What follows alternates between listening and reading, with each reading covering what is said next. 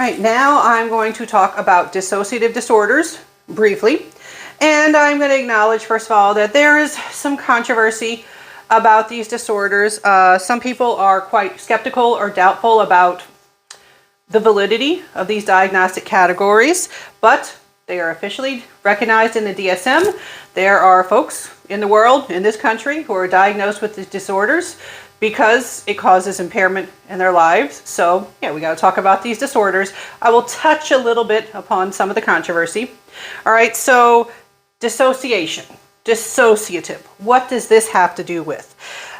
So this involves a fragmented thinking, distorted, fragmented thinking, causing a sudden loss of memory or change in personality. So someone dissociates from themselves, or they could dissociate from reality in some way, and they can also lose chunks of memory. They're the sorts of things that you can see with dissociative disorders.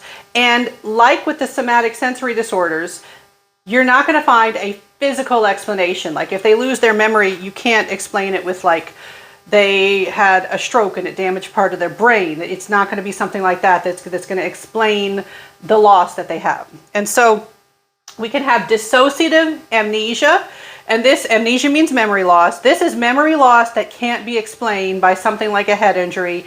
There's no physical cause, but they have this memory loss that typically is linked to a trauma in some way. So sudden selective memory loss, selective meaning it's for specific events, specific things, and it's usually precipitated by a traumatic event. So this could be somebody goes through a trauma, maybe they are viciously attacked, and then later they're like, I don't remember that happening. And some people think that that may be a protective defense mechanism or strategy, where it's like, hey, why would you want to think about that? Why would you want to remember that? It's kind of protective to be like, no, that didn't happen. I don't have to think about it. I don't have to relive it. Just didn't happen. All right. Now, so the thing with dissociative amnesia, unlike amnesia that can be traced back to like some kind of injury, it's going to be less predictable in terms of what is lost, how long it's lost. And, and it does have this strong tie to some kind of trauma, some type of traumatic event.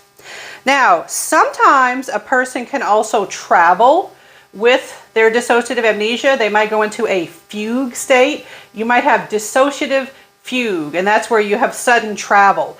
You leave home, you go far away, and you also don't remember, like, how did I get here?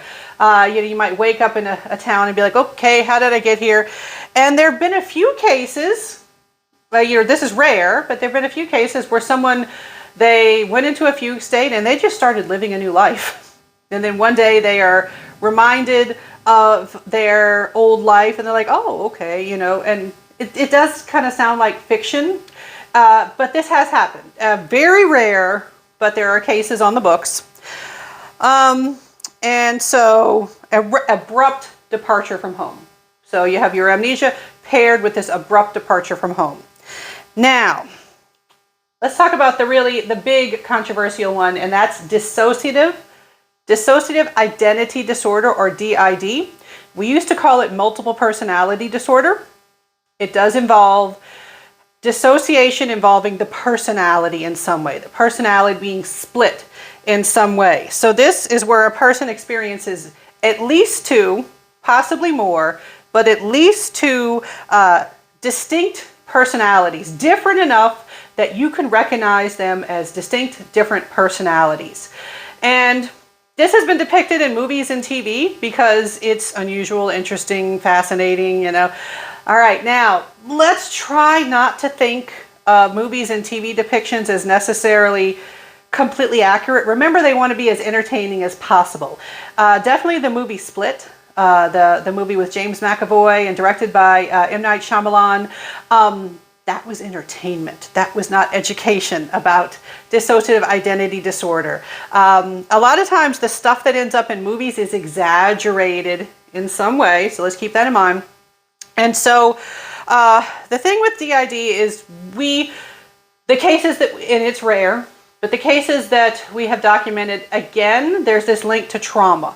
Like the alternate personality or personalities, they may develop to protect the person from experiencing certain things. Like maybe one personality can handle it, but the original core personality can't in some way. The controversy about DID is how it's diagnosed or how it had been diagnosed historically.